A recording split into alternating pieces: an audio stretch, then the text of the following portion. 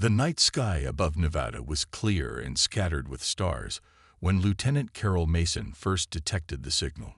She sat alone in the monitoring room of Facility 29, a secret space communications center hidden in the desert. Her eyes grew wide as unusual patterns began appearing on her screen.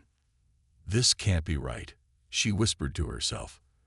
The signal wasn't random noise or a satellite malfunction. It had structure, mathematics, and repetition. It was a message. Carol's fingers flew across her keyboard as she ran the standard protocols. After confirming the signal wasn't coming from any known Earth source, she reached for her phone. "Dr. Wright, it's Mason. You need to see this. Now." 3 hours later, Alan Wright stood beside Carol, his usual neat appearance replaced by rumpled clothes and messy hair. The astrophysicist had driven through the night after her call. "It's definitely artificial," Carol explained, "and it's coming from somewhere near Proxima Centauri." Dr. Wright pushed his glasses up and leaned closer to the screen.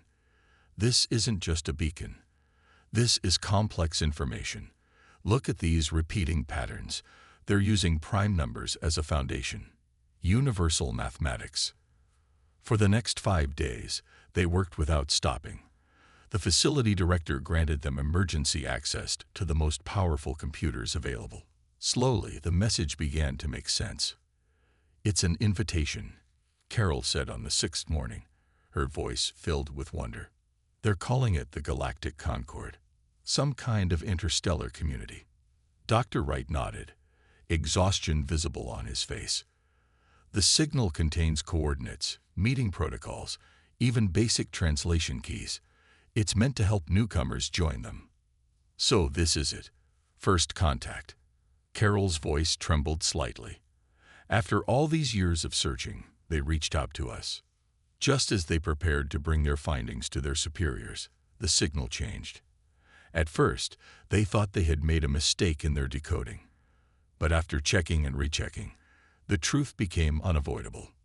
"The message is being altered," Dr. Wright said, his face pale. "It's like someone noticed it was reaching us and changed it." The new signal contained the same basic information about the Galactic Concord, but with one devastating difference. Earth was explicitly excluded. The coordinates were now accompanied by boundary markers that placed Sol's system in what appeared to be a quarantine zone. "They don't want us," Carol said, the excitement in her voice replaced by shock. "They know we're here, and they're deliberately keeping us out." Within hours, they were presenting their findings to military intelligence at the Pentagon. The room was tense as officers and government officials reviewed their data. "You're absolutely certain about this translation?" asked Major Frank Collins, a stern-faced man with short gray hair who headed the military's Space Defense Division.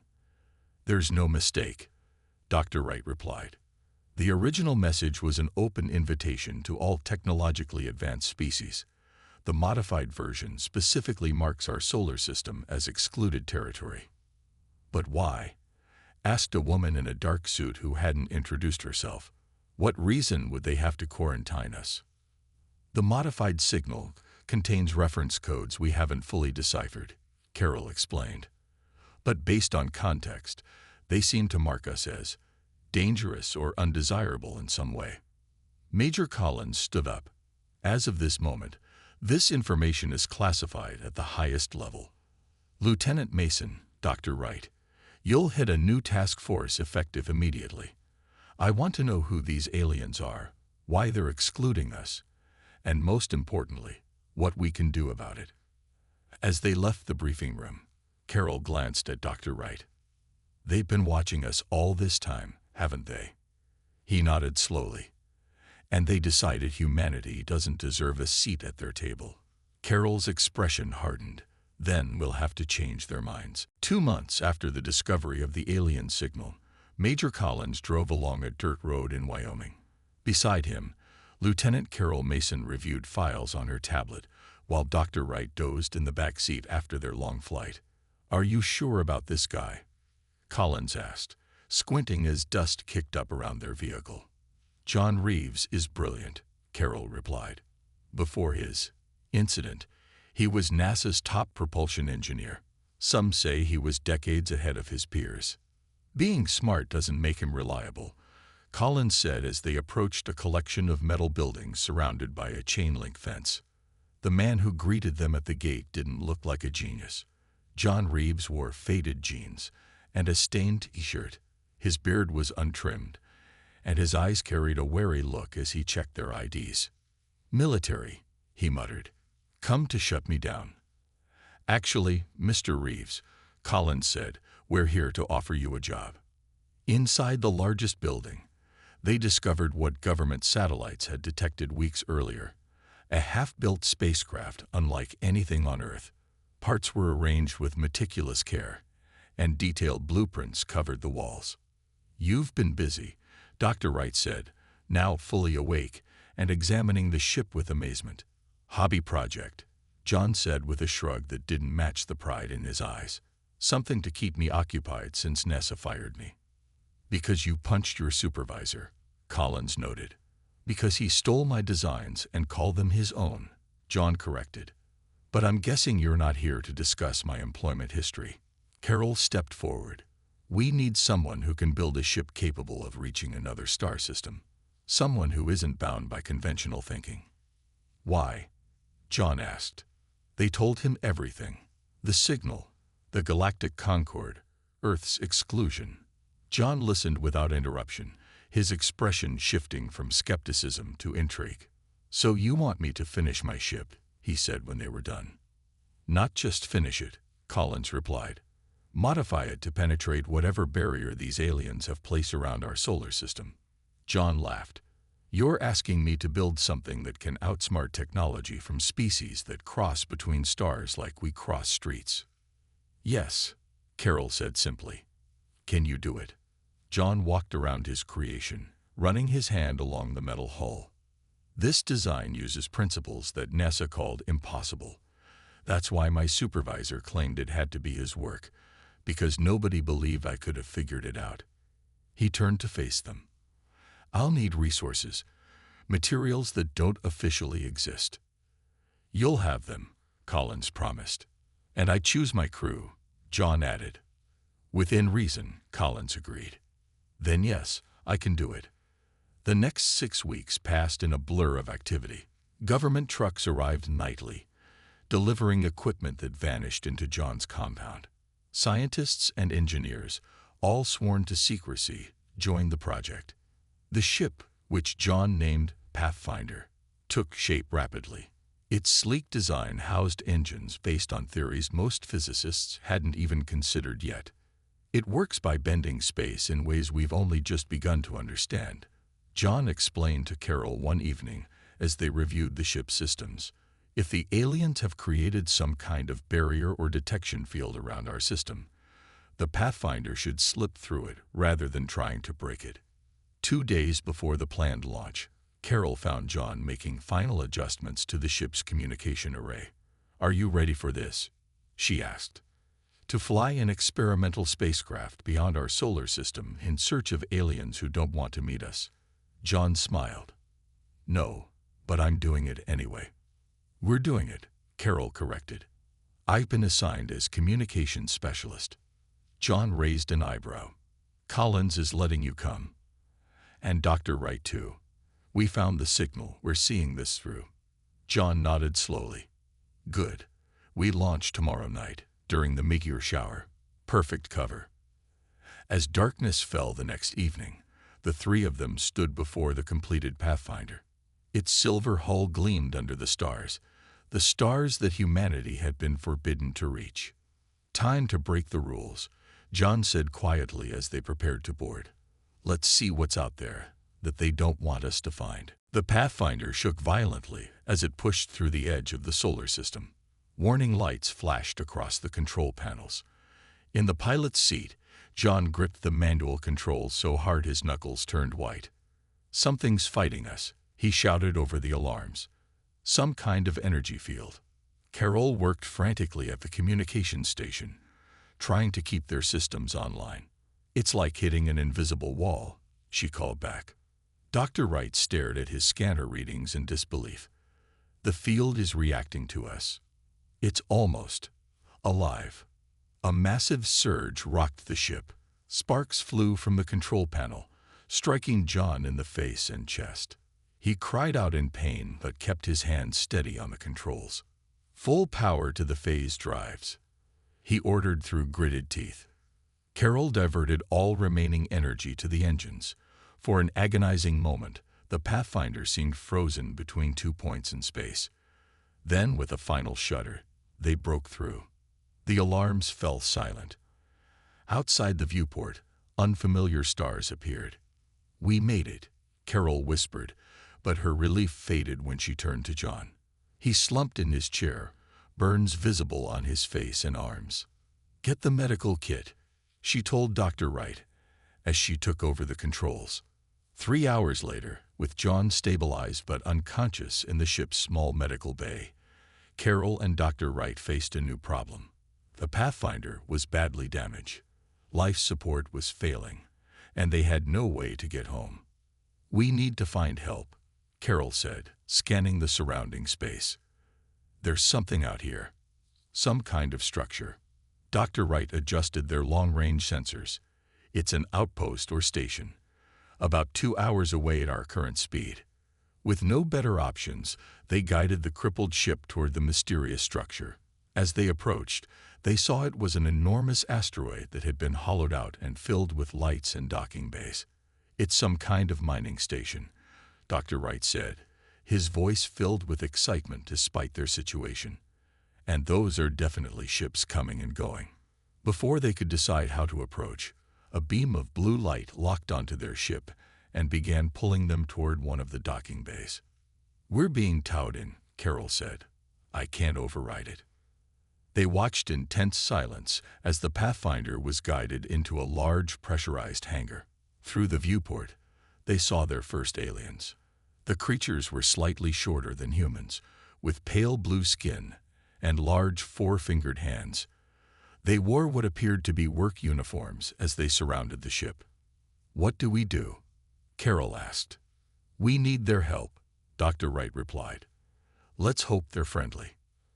When they opened the airlock, Carol stepped out first, hands raised in a universal gesture of peace.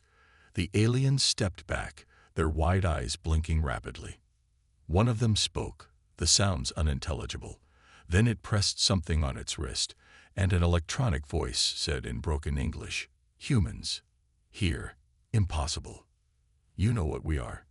Dr. Wright asked, stepping forward. "All no humans," another alien replied through a similar device. "Quarantine species, not permitted beyond Sol. Very dangerous." "We're not dangerous," Carol insisted. "We need help. Our friend is injured, and our ship is damaged." The aliens conferred among themselves, making quick chirping sounds. Finally, one stepped forward. "I am Krell. These are Vrel," it said, gesturing to itself and the others. "Mining outpost operators. Not enforcement. Will help repair ship, heal friend. But must return to Sol quickly. Before Alaxri discover." "Alaxri?" Dr. Wright asked. "Ancient species. Very powerful. They declare humans quarantined. Say humans too violent, too unpredictable for galactic concord."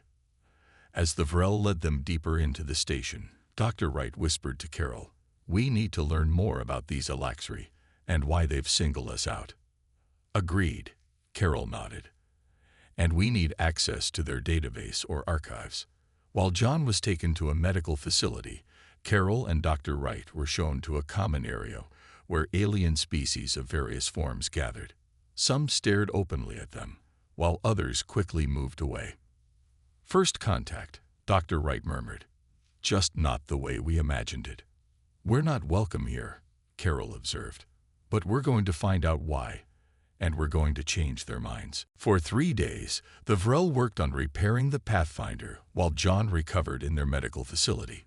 Carol and Dr. Wright spent every moment they could learning about the Galactic Concord. "The Vrel are afraid," Carol told Dr. Wright as they shared a meal of strange but edible alien food. "They help us, but they keep looking over their shoulders." Dr. Wright nodded. "They fear the Alaxri. From what I've gathered, The Alaxri are one of the oldest species in the Concord. They hold tremendous power and influence. While John was being treated, Dr. Wright discovered a data terminal that could be accessed by visitors. Pretending simple curiosity, he began downloading information whenever no Vrel were watching. On the fourth day, Krell, their main Vrel contact, brought news. Ship repairs nearly complete. Your friend heals well. Must leave soon. Why did the Alaxri quarantine Earth? Carol asked directly. Krell's skin changed to a deeper blue, a sign of discomfort. They had learned. Alaxri say humans develop too quickly, too aggressive. Study Earth history and say violence in human nature. That's not fair, Carol protested. Yes, we have wars in our past, but we also have art, music, cooperation. Not my decision, Krell replied. Alaxri review all new species, many excluded over time. Wait, Dr. Wright sat forward. There are others like us, other excluded species. 17 currently quarantined, humans most recent. Later that night, while Carol helped with final repairs to their ship, Dr. Wright secretly copied as much data as he could to a device he had modified to be compatible with the alien system. The next morning, John was well enough to return to the Pathfinder. His face still showed burn marks, but his eyes were clear and determined. Let's go home, he said. We have a lot to report. The Vrel provided them with enough fuel and supplies to return to Earth. As they prepared to depart, Krell approached them one last time. Galactic assembly in 6 months, the alien said quietly. New species presented. Quarantine decisions reviewed. After that, no change for 50 years. With that cryptic message, the Vrel sent them on their way. The journey back through the barrier was easier than breaking out had been. The Pathfinder's new Vrel-enhanced engines helped them slip through a weak point in the field. 3 weeks later, Carol, John, and Dr. Wright presented their findings to a secret meeting at the United Nations. Major Collins had arranged for key world leaders to be present. The aliens call themselves the Galactic Concord. Carol explained to the stunned audience. Over 300 species working together, trading, sharing knowledge. And they've decided we're not worthy to join them, John added, the scars on his face still visible. Dr. Wright connected his device to a computer system. I managed to download part of their database. The Alaxri are the ones who placed us under quarantine, but not all species agree with their assessment. The room erupted with questions and angry comments. What military capabilities do they have? Can we break this quarantine with force? Is this a prelude to invasion? A woman's voice cut through the noise. Those are exactly the reactions that prove the Alaxri right. Heads turned toward Susan Martinez, a respected diplomat known for her work on international peace initiatives.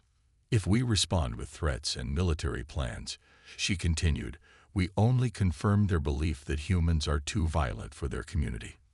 What do you suggest, Ms. Martinez? Major Collins asked. We have 6 months until this galactic assembly, she replied. That's our opportunity. We don't break through their barrier with weapons. We make an announcement they can't ignore. What kind of announcement? Someone asked. Susan smiled. Something that demonstrates the best of humanity. Our creativity, our science, our art. Something so profound that it forces them to reconsider their judgment. In the back of the room, a young physicist named Lisa Boyd listened intently. As plans for a response committee formed, her mind was already racing with ideas. If the aliens could detect and block human ships, perhaps there was another way to make an announcement that would reach across the stars. I might have a way, she said, speaking up for the first time. A way to send a message they can't block or ignore. 1 month later, the secret facility in Nevada had transformed. What was once a listening post was now the headquarters of Project Renaissance. Scientists, artists, and diplomats from across the world worked together with a single goal: to make humanity's case to the stars. Lisa Boyd stood before a wall of equations, her red hair tied back in a messy ponytail. She hadn't slept properly in days, but her eyes shone with excitement. The aliens can block our ships and our radio signals, she explained to Susan Martinez, who had been appointed project leader. But they can't block the light from our sun. Susan looked confused. How does that help us? We can modify the sun's output, Lisa said. Not permanently, but enough to create patterns that would be visible across thousands of light years. When Lisa presented her idea to the full committee, many doubted it was possible. But John Reeves, now recovered from his injuries, saw the potential immediately. She's right, he said, standing up. We could build solar arrays in orbit that redirect and focus specific wavelengths of solar radiation. Dr. Wright nodded in agreement. It would be like turning our entire star into a signal lamp. Any advanced civilization would recognize it as artificial. And what message would we send with this star lamp? Major Collins asked. Everything, Susan replied. Our mathematics, our science, our music, our art. A complete picture of humanity that shows we're more than our conflicts. The plan was named Stellar Voice. Countries that had once aimed missiles at each other now shared resources and technology. Old enemies worked side by side to build the massive arrays that would orbit the sun. Engineer Paul Graham led the design team for the arrays. Each unit has to withstand incredible heat while precisely controlling the solar radiation it reflects, he explained to Carol Mason, who had been assigned as military liaison to the project. Can we really build something this complex in just 5 months? Carol asked. Paul smiled. 5 years ago, no, but we're not the same species we were 5 years ago. Every scientist on Earth is working on this problem. We're making breakthroughs daily. He was right. The pace of innovation was unlike anything in human history. Quantum communication, advanced materials, new power sources, technologies that might have taken decades to develop were created in weeks. Meanwhile, John Reeves hadn't forgotten about the space barrier. While Lisa's team worked on the solar arrays, he began designing a new ship. They called it the Ambassador, larger than the Pathfinder, and built with knowledge gained from their encounter with the Vrel. If our message works, we'll need to send representatives to the Galactic Assembly, he told Susan during a rare quiet moment. This ship will get them there. 4 months into the project, the first array units were launched into solar orbit. Like giant mirrors made of advanced materials that could withstand the sun's heat, they began taking position. Lisa worked with mathematicians to create a message sequence that would be universally understandable. We start with prime numbers and basic physics constants, she explained to the project team. Then move to more complex information. Our biology, our history, our art. Around the world, people remained unaware of the true purpose of the new satellites being launched daily. They were told it was an international clean energy project. Only a few thousand people knew the truth, that humanity was preparing to announce itself to the galaxy. As the final arrays moved into position, Susan gathered the core team. In 2 weeks, we begin transmission. Our message will take time to reach the assembly, but it will arrive before their meeting ends. Carol looked at the tired but determined faces around her. What if they still reject us? What if the Alaxri convinced them to keep us quarantined? Susan's expression was resolute. Then we keep trying. We keep improving. We show them what humans do best. We never give up. That night, as the team slept, sensors on the edge of the solar system detected movement. Something large was entering our space. The Alaxri had noticed their preparations and were coming to investigate. The alert came at 3:17 a.m. Carol was awakened by the urgent beeping of her secure phone. She answered it immediately. Mason here. Lieutenant, we have 5 unknown objects that just entered the solar system. Major Collins's voice was tense. They passed Neptune's orbit 10 minutes ago. Carol sat up straight. Speed. Faster than anything we've ever seen. They'll reach Earth in 6 hours. Within 30 minutes, the core team had gathered at the command center. Satellite images showed 5 sleek vessels moving in perfect formation toward Earth. They must have detected our solar array construction, Dr. Wright said grimly. Or the Ambassador, John added. The new ship was nearly complete, hidden in a facility beneath the Pacific Ocean. Susan Martinez studied the incoming ships. We need to attempt communication before they reach Earth. We can't risk panic if these ships become visible to the public. Lisa Boyd spoke up. The stellar voice system is ready. We can use it to send a focused message directly at their ships. Do it, Susan ordered. While Lisa's team prepared the arrays, military forces around the world were quietly put on high alert. Fighter jets were scrambled under the cover of training exercises. The alien ships slowed as they approached Mars, then came to a complete stop. They're sending a signal, Carol announced, monitoring the communications array. A single clear message in perfect English came through. Cease preparations. One representative will approach your station for discussion. The team looked at each other nervously. The International Space Station. Major Collins asked. It's the only neutral ground we have in orbit, Susan replied. I volunteered to meet them. John stepped forward. I'm going to. I've met aliens before. 2 hours later, Susan and John were aboard the ISS, waiting in the observation module. The other astronauts had been moved to different sections of the station, told only that a sensitive diplomatic meeting was taking place. A small craft detached from one of the alien ships and approached the station.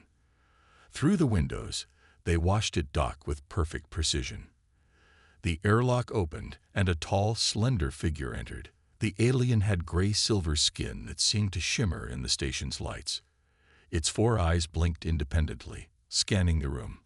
I am Zeth, emissary of the Alaxri Consensus, it said in a melodic voice. You have violated quarantine protocols by venturing beyond your assigned boundaries and attempting to contact the Concord. Susan stepped forward. I am Susan Martinez, representing Earth. The quarantine was placed on us without our knowledge or consent. We have the right to present our case. Zeth's upper eyes narrowed. Your species was evaluated and found wanting. Your history of conflict and destruction makes you unsuitable for inclusion in galactic society. You judged us without meeting us, John said, without giving us a chance to speak for ourselves. We observed your development for centuries, Zeth replied coldly. The evidence was sufficient. Susan's voice remained calm but firm.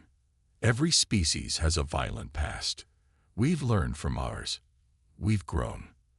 Your recent actions prove otherwise, Zeth said. Your first response to discovery of the Concord was to build a ship to break through our barrier. Now you construct massive orbital structures with unclear purpose.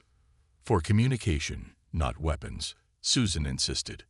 Regardless, I bring a final warning. Cease all attempts to contact the Concord. Dismantle your orbital constructions. Remain within your boundaries. Failure to comply will result in containment measures. John stepped closer. What does that mean? Containment measures. Zeth's 4 eyes fixed on him. The permanent neutralization of your technological capabilities. You would be returned to a pre-industrial state. Susan's face showed no fear. Before you leave, there's something you should know. We've already sent our message. For the first time, Zeth appeared startled. Impossible. Our barriers prevent all signals. Susan smiled. Not all signals. Our stellar voice began transmission 3 days ago, using the light of our own sun. Dozens of Concord species have already detected it. They know about us now, the real us, not just your assessment. Zeth's skin darkened to a deep gray. Without another word, the Alaxri turned and moved swiftly back toward the airlock. As the alien craft detached from the station, John looked at Susan. 3 days ago, the system wasn't even fully operational then. Susan's smile widened. It wasn't. But Zeth doesn't know that. Now we have time to finish, and the Alaxri will be too busy damage controlling to stop us. Across the galaxy, representatives from 317 species gathered in the massive space habitat known as the Concordance. The structure orbited a neutron star, drawing power from its incredible energy output. Inside, the Grand Assembly Hall could hold thousands of delegates.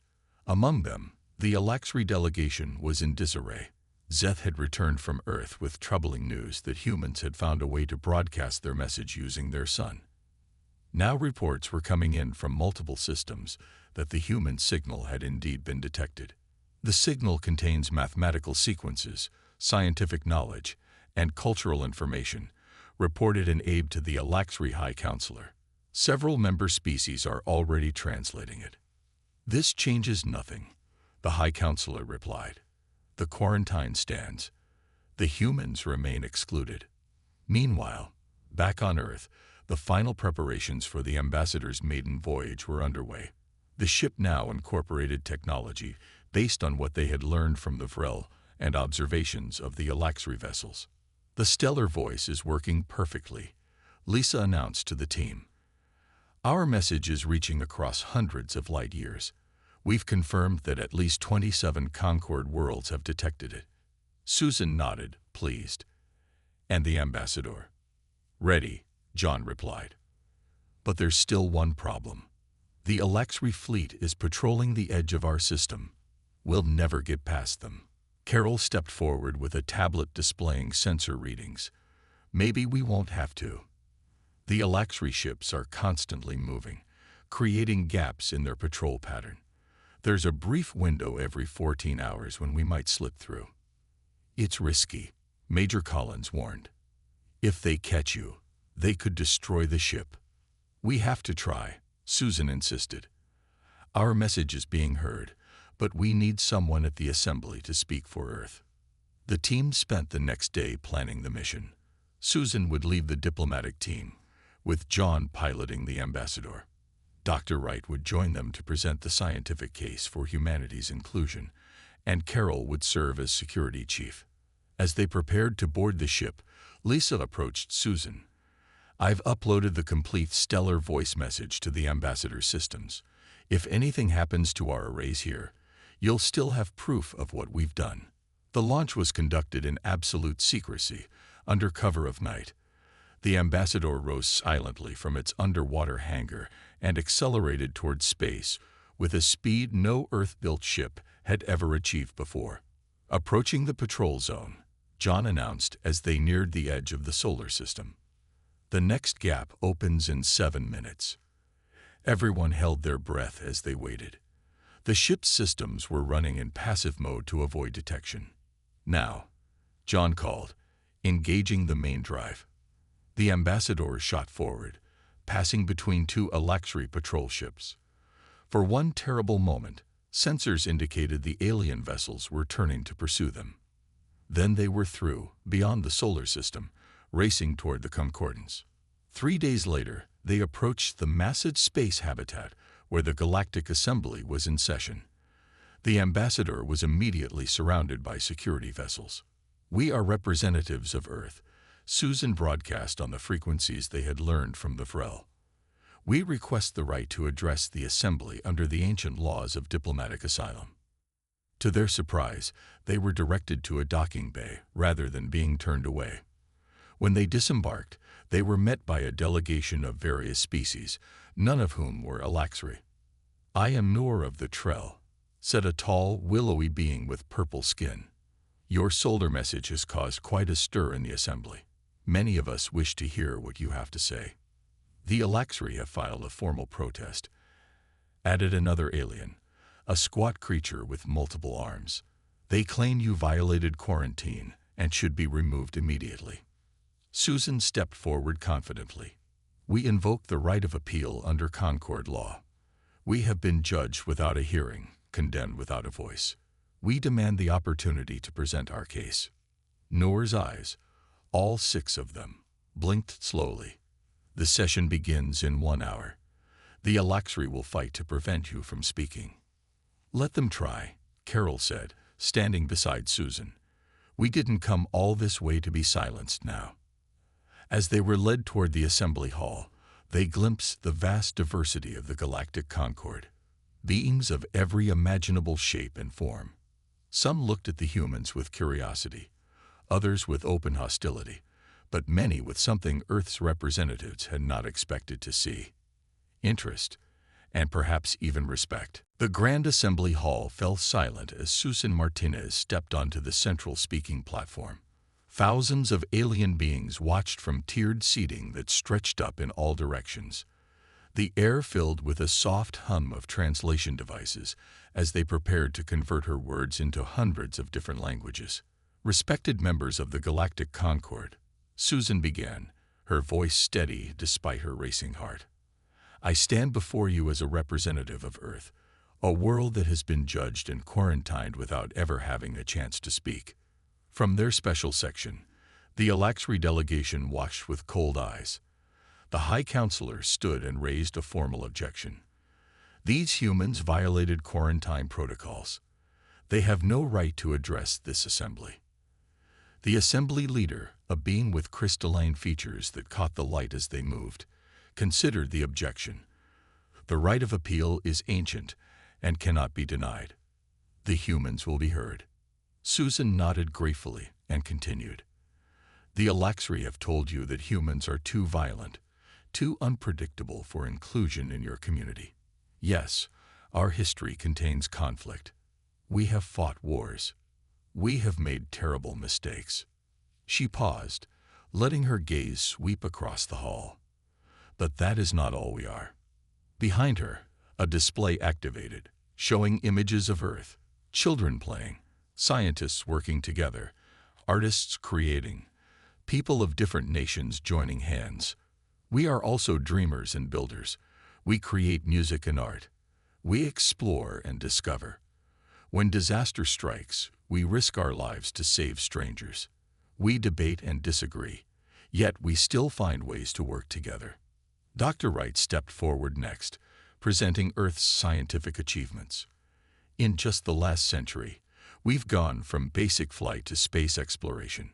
We've mapped our genome, created vaccines for deadly diseases, and begun to harness clean energy.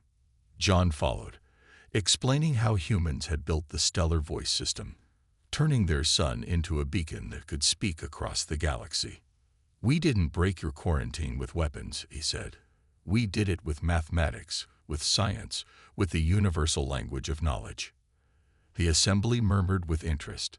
Several species openly expressed admiration for the ingenuity of the solar broadcasting system. Carol then addressed the security concerns. The Alaxri claim we are dangerous. But ask yourselves, which shows more aggression? Our peaceful message to you all, or their threat to reduce our entire civilization to a pre-industrial state if we dared to speak? This caused a stir among the delegates. Many hadn't known about the Alaxri's threats. The High Counselor of the Alaxri moved to the opposing platform. Humans develop faster than any species we have encountered. Their capacity for violence, combined with their rapid technological advancement, makes them a potential threat to galactic stability.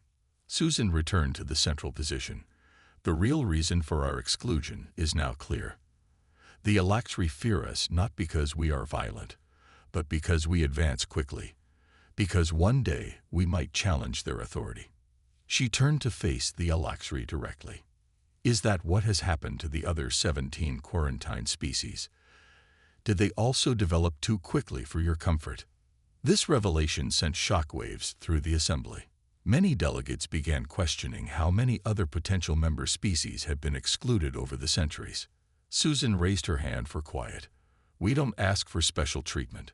We ask only for the chance to prove ourselves, to learn from you, to contribute to this remarkable community you've built. As she finished speaking, something unprecedented happened. Delegates began standing, one by one, then in groups, signaling their support for Earth's case. The assembly leader called for a formal vote. On the massive display above, the tally grew swiftly. When it finished, more than 2/3 of the species had voted to revoke Earth's quarantine and offer provisional membership in the Galactic Concord. The Alaxri delegation left the hall in protest, but the decision was final. Earth would join the galactic community. As the human representatives prepared to return home with the historic news, they were surrounded by delegates eager to establish relations with Earth. The ship's communication system was flooded with messages from species requesting permission to send ambassadors to meet humanity. Carol joined Susan at a viewport, looking out at the spectacular vista of the neutron star and the gathered ships of hundreds of civilizations. "What happens now?" Carol asked. Susan smiled. "Now the real work begins. We introduce Earth to the galaxy, and the galaxy to Earth. They tried to silence us," Carol said softly. "But in the end, they couldn't ignore our voice." "No," Susan agreed. "In the end, they heard us. And that's all we ever wanted. The chance to be heard."